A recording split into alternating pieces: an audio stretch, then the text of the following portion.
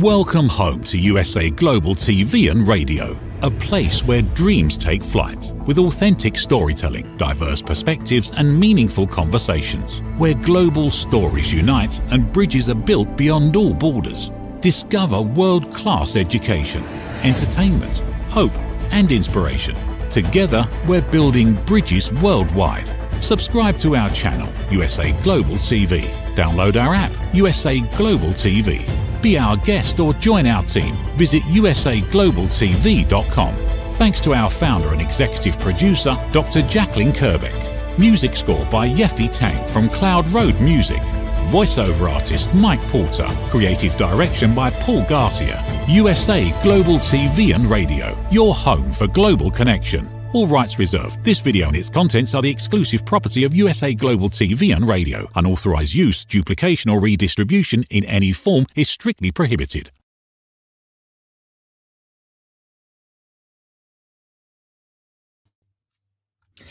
Good morning, good afternoon, good evening, and welcome home to USA Global TV and Radio, where today's show is Authentic Achievements. And I'm delighted that today we will be discussing leading with clarity, strategy, mentorship, and the power of better questions. And to join me in the dialogue of how we bring this to life for you, I'm going to be joined by the fabulous Matt Gillis. Matt is an executive leader who helps business owners and organizations streamline, easy for me to say, operations, maximize financial performance, and develop stronger leaders so they can achieve sustainable growth. Matt, please join us. Good morning. Thank you for having me, Kim. It's great to be here.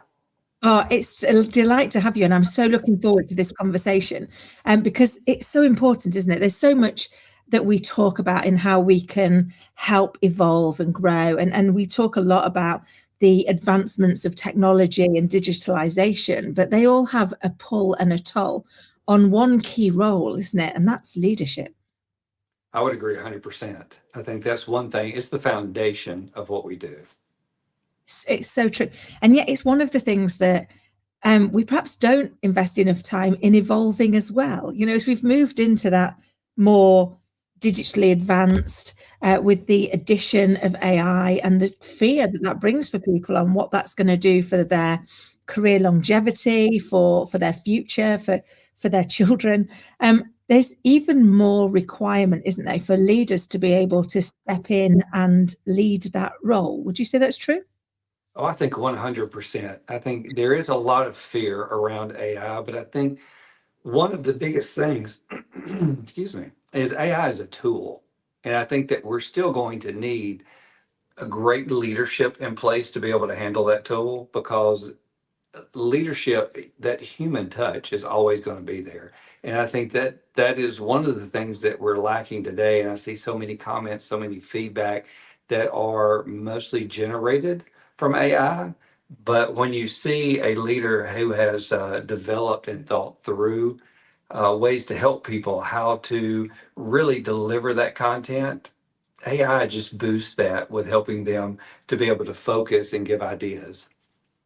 I love that. It's so true. You know, I think for me, it's a great tool to augment. It's a great way of helping it clarify. You know, this is what I think it said. What do you think it said? As somebody, you know, somebody different to me, because we do have that trap of assumed knowledge, don't we? We know what we know, and therefore, when we share something, we can fall into that trap of assuming other people have a similar knowledge sphere to us. And I find it can be quite helpful in highlighting that gap.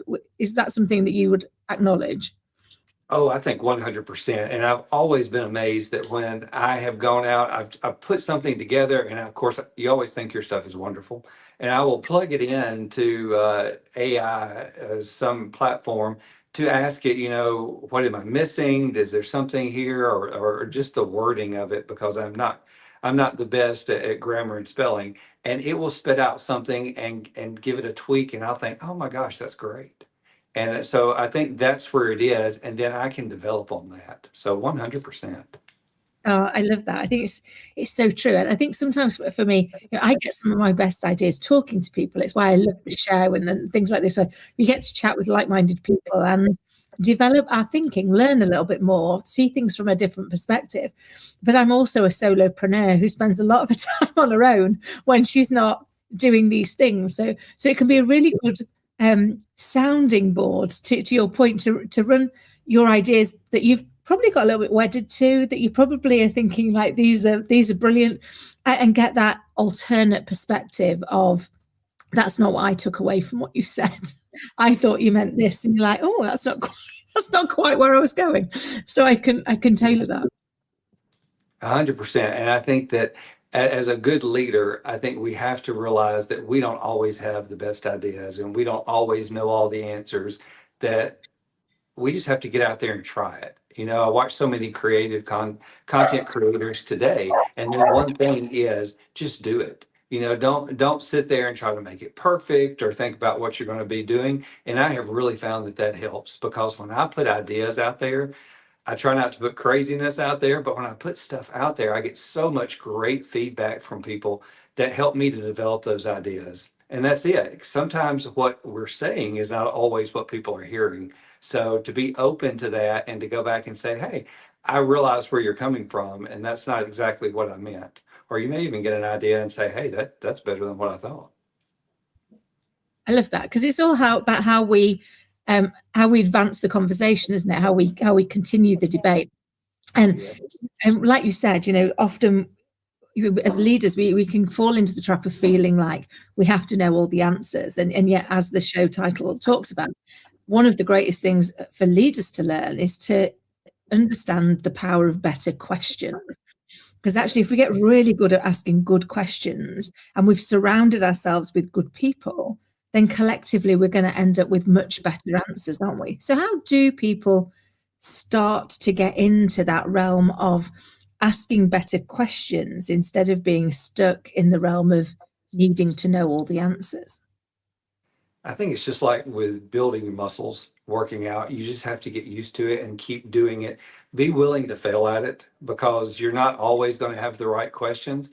But it really comes down to listening to what people are saying, active listening, and not just listening to respond is what we tend as humans to fall into, but actively listening to what people are saying and picking up on it and just asking that back to people.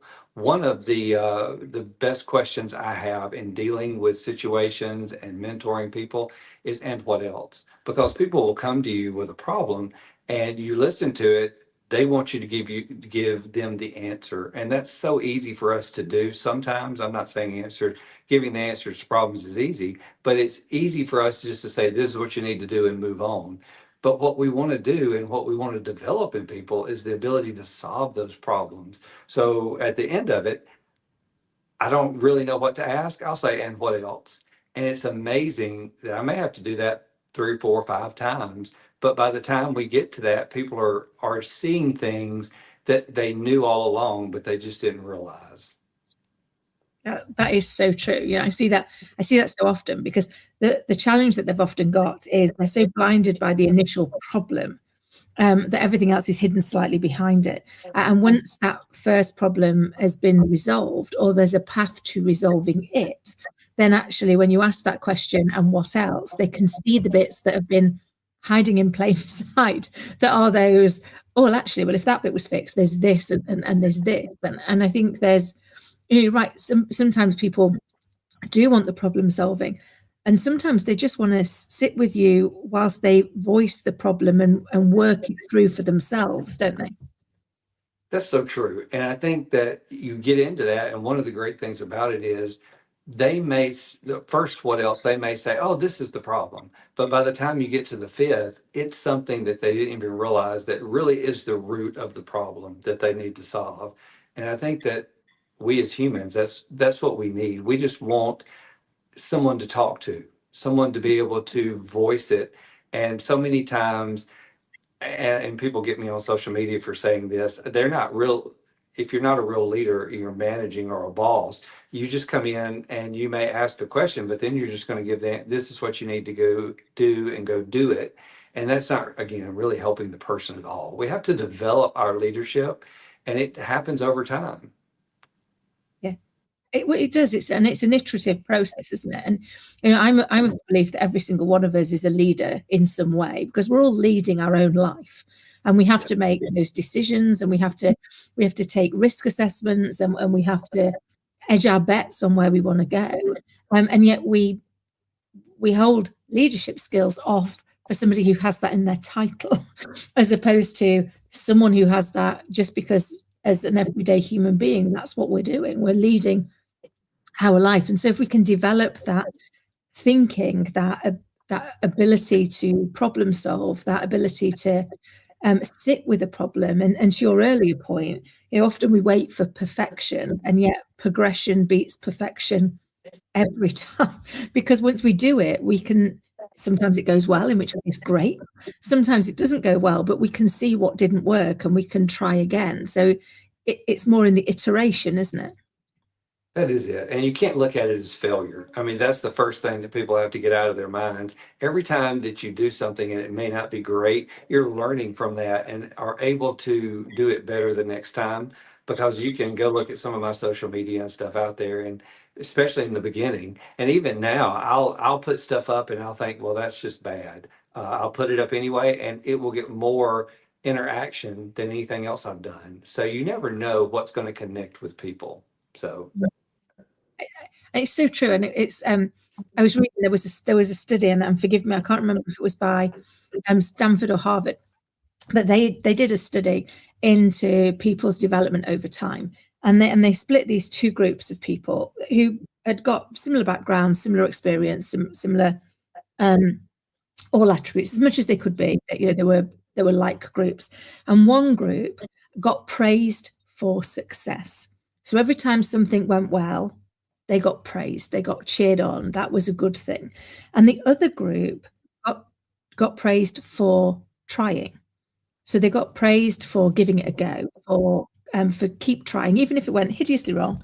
The fact that they tried was enough. And over time, it was proven that the group that got praised for success only ended up underperforming the other group, because they became fearful of doing anything that they couldn't guarantee they were going to be successful for, because their identity had now been aligned to a successful outcome only. Whereas the group that were praised for keep trying, for iterating, for constantly giving it a go, learning, iterating, and giving it another go, went on to outperform, because their identity was in giving it a go, in keep trying. And we see that so much in organizations, don't we, where we praise output instead of the willingness and the drive to keep trying. I think that is so important, because how many great ideas are left on the table because somebody just got to the point where they got the praise, and then that's it. So I think that we really have to build that mental acumen of how do we develop this? How do we keep going and making it better? Because we can't settle. I mean, that's just it. What do you say? Absolutely. I go completely aligned on that. And it always reminds me of, I think it was Thomas Edison who said, I didn't find one way to make the light bulb. I found 10,000 ways not to make the light bulb. And I guess the reason that one always resonates is he didn't stop. It didn't matter how many times he failed. He didn't go, oh, well, it's a rubbish idea. We're all going to sit with candles still in this day and age. It was like, there has got to be a way through. And in each iteration, something worked that hadn't worked in the previous iteration. And so that constant looking for, not only, yes, it failed, and I understand that and acknowledge it, but what was better this time than last time? So what improvement did we make? How did we move forward? And I think, I see that often in organizations where they're really good at that. They do iterative development for people on looking at, here's what you're doing really well, here's what was better than last time, and then here's the areas that we can work on again. But I see lots of other organizations where they're still only really measuring on the output, which doesn't really set the person up for success in being able to develop all the skills they need, does it? I don't think so. I think that is a big hindrance to what we get into, and to be able to teach that to people and help them to understand it, that they don't just get to the point. I think we get so busy in what we're doing that we don't take the time to slow down And I think one of the biggest things that I try to do with my people is have them block out time that they can just think about what they're doing and not spend so much time just working and staying busy all day, but give yourself a moment to think. And one of my favorite things to do is I got this from John Gordon, but it's called taking thankful walks, where I would just get up and take a 15, 20-minute walk and just think of all the things I'm thankful for. Kind of calms me down, gets me reset to where I need to be, and then I can come back and really focus on what I need to do, because otherwise we just keep going all day. I love that. I'd never heard of that. But I love the idea of that thankful walk. Me and my little girl, one of the things we do 2 or 3 times a day is we do our what we're grateful for. It might be over breakfast or over dinner. Like, what are we grateful for today? And it can be a brand new day. It can be, something went well at school. It doesn't really matter what it is, but just taking pause, especially on the difficult days, to acknowledge that even on the difficult days, there are always things we can be grateful or thankful for. That kind of resets that balance, doesn't it? Of feeling like the world's against you, to going, it's okay, it's a bad moment, not a bad day. So we can. Don't we all need that though? I mean, we need that time to really kind of reset, because we get beat up enough all day long until it's great. Absolutely. And very often we beat ourselves up more than anybody else. I remember having a boss many years ago who sat down with me and said, Kim, I've never seen anybody who beats themselves up as harshly and as regularly as you do. And if it weren't so tragic, it would be a key skill. I remember sitting there and thinking, wow, that's feedback. Yes. But there were those elements of going, actually, unless I can start to learn to be my own friend, and my own, for me, it's always been my own critical best friend. And I say that in the fact that they're my best friends, so they love you and they care about you, but they're going to let you know where you get in your own way before you leave the house and strut around thinking, the next thing's sliced bread. They're going to give you that perspective so that you can filter it out. But I went from just being my critic to having to learn to be that critical best friend. And I think that's one of the things as leaders we really need, isn't it? That level of self-awareness that comes with clarity of what we do well and what we don't do so well. Yes, I think we've got to be our biggest cheerleader, because we really need that. But in the same sense as that, like you're saying, we have to give ourselves that critical feedback and be truthful. And I always say, what is the actual truth when you're dealing with a situation? Because a lot of the times we want to tell us or tell ourselves a truth that's not really there. We get anxious, we get worried, and we start all these what ifs. But we really have to draw that back and really focus on what is the absolute truth about the situation. And that so many times in my life tends to calm me down right away, that I start focusing on what the absolute truth is. And then I can put the whole issue or problem into perspective. So I'm smiling because that so resonates.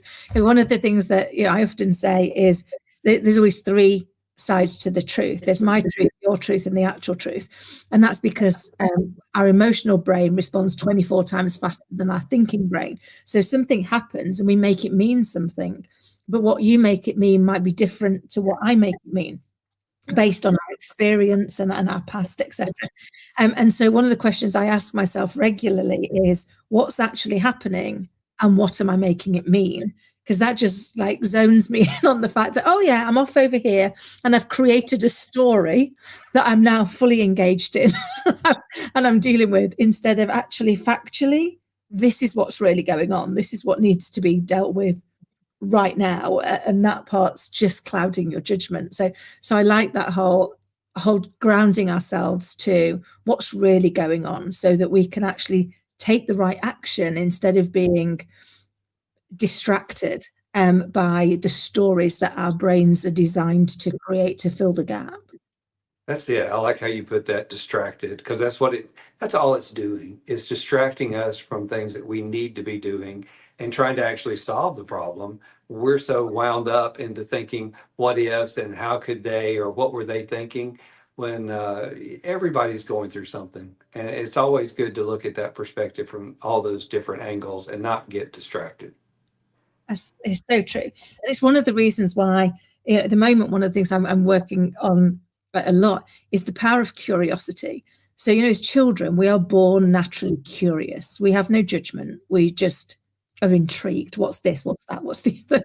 We've all probably been around that child that asks why 7 gazillion times. You're like, oh, just because it is. But we are born with that kind of like that curiosity, and then we get told that it's a bad thing. We should put that down, and that's like childish things.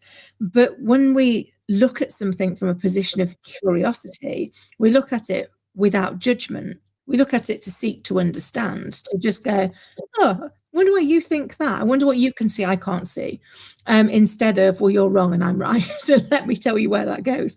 And so I'd love to hear your thoughts on the importance of curiosity in leadership now and in the future.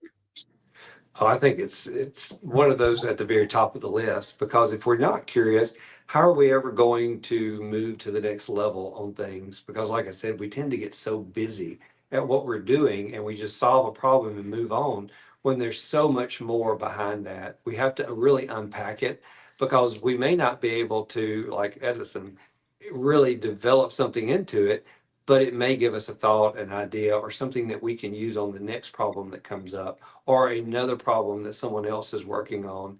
And I like what you said about judgment there and judging what's going on. And I have a great definition. I heard this years ago. The difference in judgment and love is judgment tells somebody they're doing something wrong and does nothing to help them, whereas love will tell somebody they're doing something wrong, but then come along beside them and try to fix it.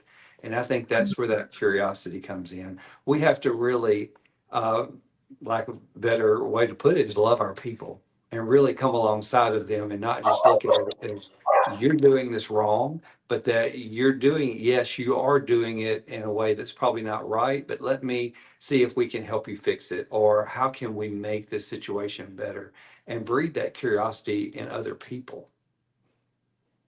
That is so true, and yeah, it really resonates with me that we need to come from a position of love and care, because people are trusting us with their career, with who they are, with kind of how they attach themselves. And I think, for me, I remember many years ago, and again, I love your thoughts on this.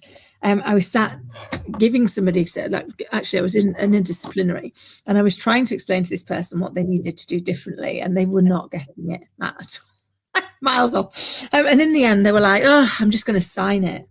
And I was like, no, you can't do that. You can't do that because you don't understand why you're here. And so if you sign it, in a few weeks' time, we'll be back in here. And in a few more weeks' time, you're going to have no job and you don't understand what you need to do differently. And I tried so many ways of having the conversation. And then it suddenly hit me that we were having two very different conversations. So I was talking to the person about their impact, about how it transpired in the world, what they were doing, and the impact it had on the organization and the other people. They were talking about their intention, what they were trying to achieve, what they were trying to deliver. And so we were never going to be able to have a good conversation because we were having two very different conversations. And so I tried in that moment. I was like, okay, let's scrap everything we've said. Let's start again. Let me start with what I believe is your intention. What I believe you're trying to achieve is to be a good team player, all the things that I thought the person was. And they were not, yeah, that's me. Brilliant. That's what we want you to achieve. So that's great. So we're aligned on that. Can I now let you know some of the ways where you're getting in your own way from achieving that? And they were suddenly able to be open to the feedback of the things they were doing that was misaligned. But so often we are, as leaders, having different conversations with people, aren't we? Because we've not checked where they are to check that they are able to have the conversation we want. Does that resonate?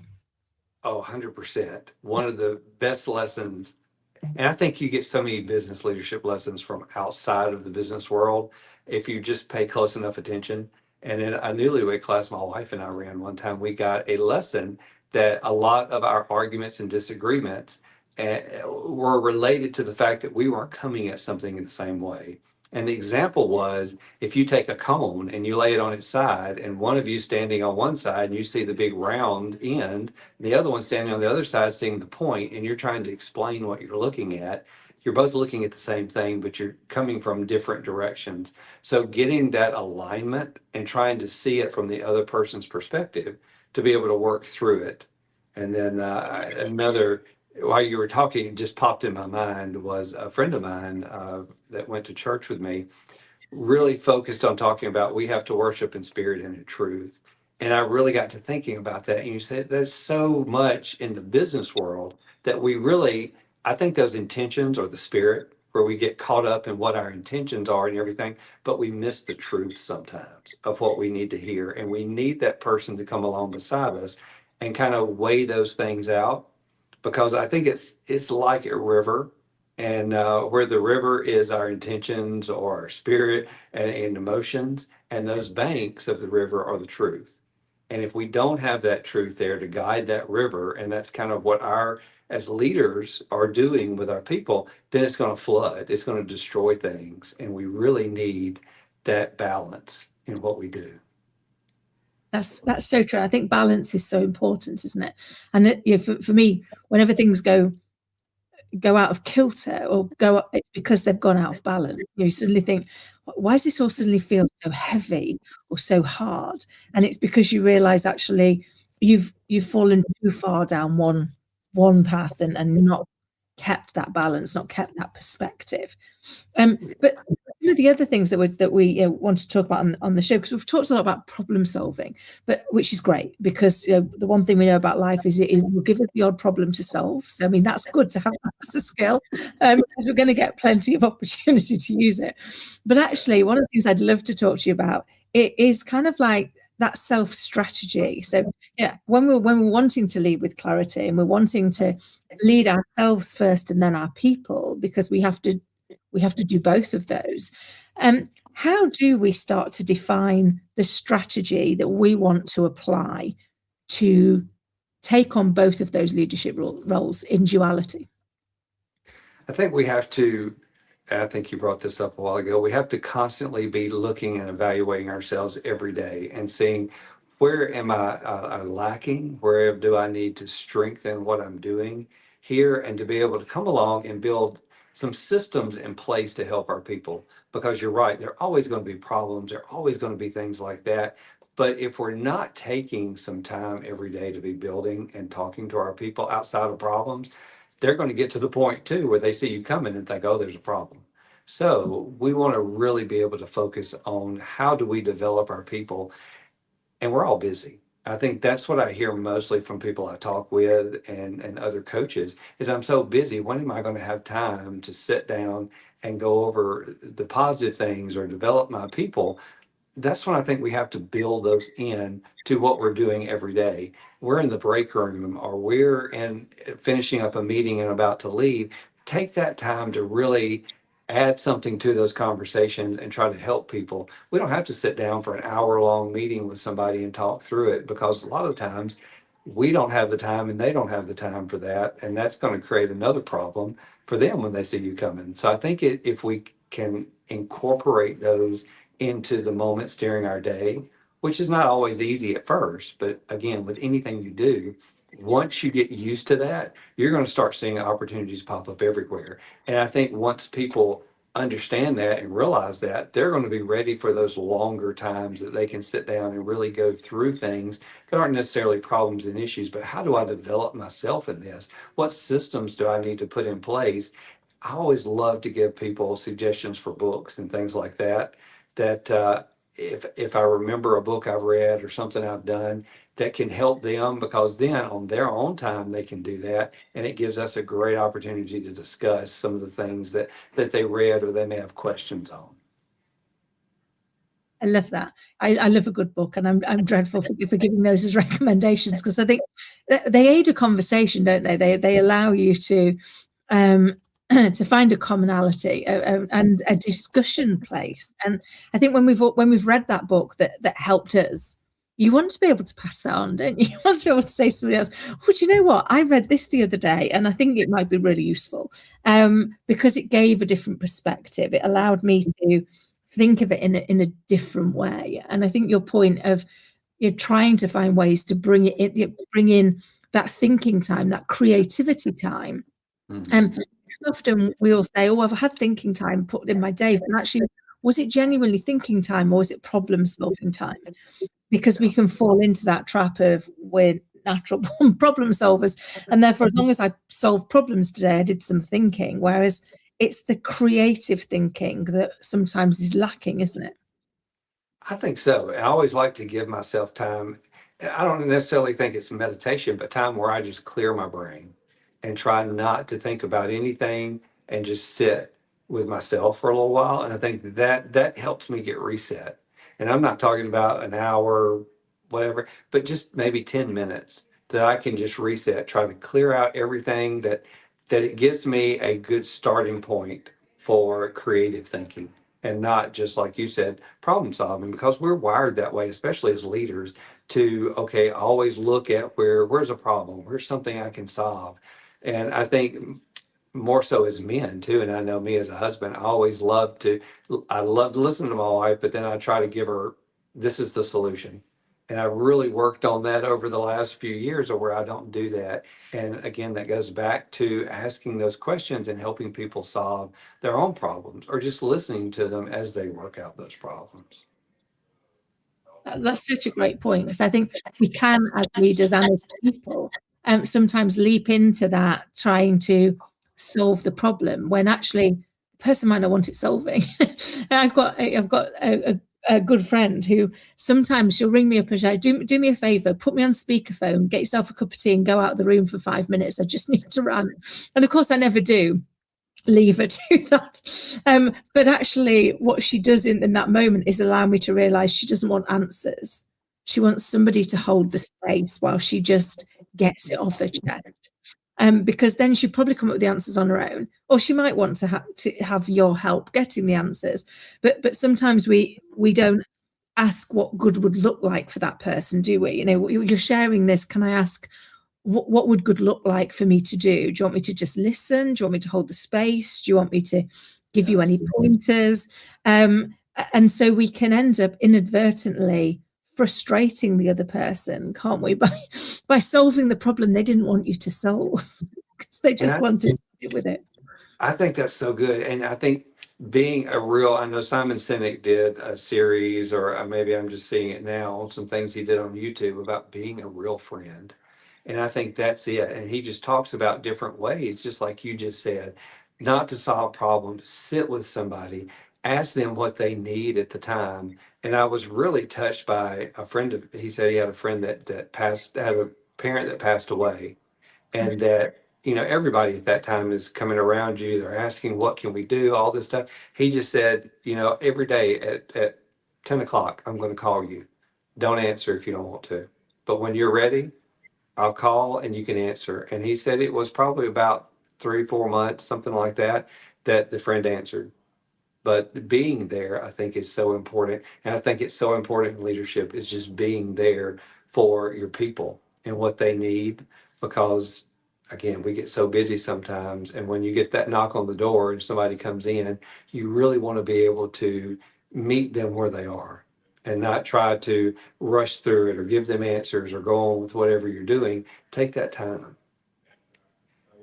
It's so true. Yeah, I've got a good friend who always says that true listening is an act of love. When we listen to understand or just to be there, rather than listen to interject or to solve the problem so we can get back to our own busy day, is a real act of love, because it's not something that happens to us very often. I often ask people, when was the last time you felt genuinely listened to? Mm. And it's horrifying to see how hard that can be for them to reconcile when that last was. I know. I think that's so important. And I think we tend to do things that we want done.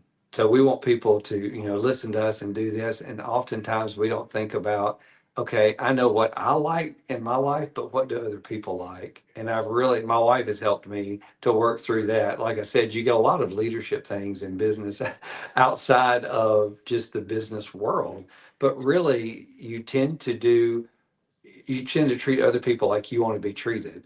And you've got to stop and really pay attention, do that active listening, be be in the moment, be there, and find out what do they need and what do I need to give them.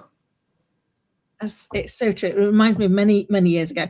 I was doing one of those dreadful leadership role plays that I had when I was in the corporate world, and the people that were delivering the training were like, "Kim, you can come up and you can deliver feedback." And I was like, "Oh, I can't think of anything else." So it was awful. Stand at the front of the class. It's just cringy. But I remember before I started sitting down with the guy and saying, "Can I ask first, how do you prefer to receive your feedback?" Which I thought was a perfectly acceptable first question to ask. After all, it was his feedback, not my feedback. I mean, I was giving it, but it was for his benefit. And I remember he was absolutely floored. And he said, I've been doing this for 20 years. Nobody's ever asked me that question. And I went, oh, okay. He said, what made you ask it? And I was like, well, it's your feedback. So there's no point me delivering it how I want to deliver it because it's not my feedback. If I want it to land for you, which is my reason for giving it to you, I need to understand how you best receive it. If not, this is just air. Just air and noise. We very often don't do that, do we? We don't take that step back and say, how can I best help you in this moment? How are you best to achieve this? I do. I agree with that so much because I think what we don't ask those questions and people don't ever think about that. He had probably never stopped to think, how do I want my feedback? We just plunge into it or we expect people to give us what we should hear or what we want to hear, or I don't know, but stopping to ask those questions, I really think gets people to thinking. And it also builds trust and respect with people because that's what you want on your team is to really feel people to feel like they're valued. And I think that's what that did was make him feel like he was valued and really get to a point where, wow, I never thought about that like that before. Or how do I want to get my feedback or how do I want to be rewarded even, so many times, oh, let's just throw something at somebody. Yeah, somebody wants a vacation day or somebody wants this, but do we really take the time to ask them, what do you want as a reward? Yeah. And actually, how do rewards work for you? Because some people love that like big recognition and standing up and being recognized in front of other people. Personally, I'd rather go and hide in a cupboard than have somebody do that to me. But if nobody, I don't get me wrong, I like the acknowledgement, but I like the acknowledgement privately, on the side, which feels about me. And for me, when I'm stood up there feeling awkward, that feels about everybody else. so, but until you ask the question, you can inadvertently, instead of making somebody feel good about themselves, because that's what you were trying to do, make them feel uncomfortable about it because of the way it was delivered.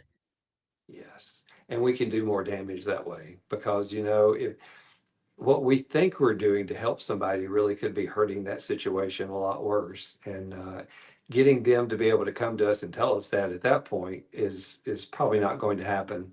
But it is so good. I think we need to take more time to get to know people and to be able to do that. That's so true. Matt, I can't believe where the time's gone. We're literally at the end of the show, and that just flew. I feel like we've only just scratched the surface. But before we go, can you share with people how they can get in touch with you and who you help? Oh my gosh, there's so many different ways. Like I said, I try to help anybody in a leadership role, but not even necessarily in a leadership role. If you're in a place that you have questions, or I think, like you said, everybody's a leader. So if you're an employee that doesn't have aspirations to be a leader, you can help your leader be a better leader and help lead you better. So I am on LinkedIn, I'm on Facebook, Instagram. You can find me there either through searching Matt Gillis because I've tagged myself in so many different things there.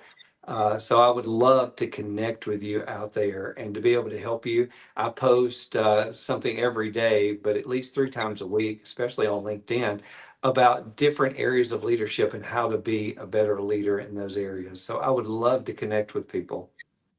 Amazing. Matt, thank you so much for coming on and sharing your insight and your thoughts and your advice to us. It's been a delight to have you on the show. Thank you so much. Thank you. I appreciate it.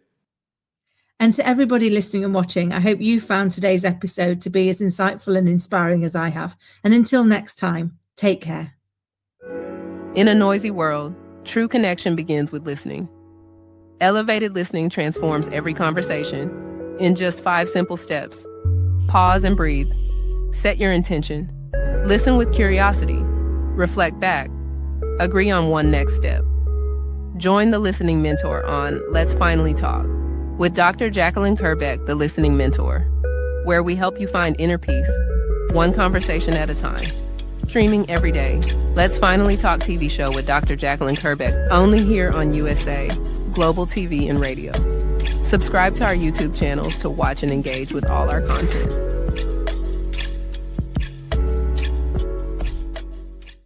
In a world craving connection, one platform dared to dream bigger.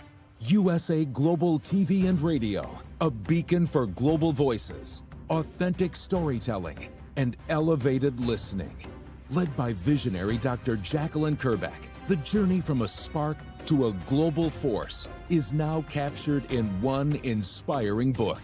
Honored with YouTube's Silver Creator Award for surpassing 100,000 subscribers. Discover the evolution, the challenges, the triumphs, and the unstoppable spirit that created a global movement. Executive producer Dr. Jacqueline Kerbeck. Music score by Yeffy Tang. Creative director Paul Garcia. This video and its contents are the exclusive property of USA Global TV and Radio. Unauthorized use, duplication, or redistribution in any form is strictly prohibited. Now an Amazon #1 new release in paperback and ebook. Broadcasting Brilliance, the evolution of USA Global TV and Radio, is inspiring readers around the world. Join the movement that's redefining global media one story at a time. Thank you, viewers and listeners of USA Global TV and Radio, for joining us today. We're honoured to have your time and attention as part of our global community. At USA Global TV and Radio, we believe in the power of authentic conversations, meaningful connections, and creating a world of possibilities together. Want to be part of something bigger? Join our team of elevated listeners at usaglobaltv.com, a space where your voice matters and your ability to listen transforms relationships. Stay connected with us across all our platforms for thought-provoking discussions, expert insights, and empowering stories. Subscribe to our channels at youtube.com/c/USAGlobalTV. Follow us on social media and explore the endless opportunities we're creating for growth, learning, and inspiration. Together, we're not just broadcasting, we're building bridges and changing lives one conversation at a time. For inquiries, contact us at info@usaglobaltv.com. Music by Johnny Dies. Produced by Executive Producer and Director Dr. Jacqueline Kerbeck. Voiceover by Mike Porter. Creative Direction by Paul Garcia. All rights reserved. Copyright 2025. Visit usaglobaltv.com to view our full terms and conditions.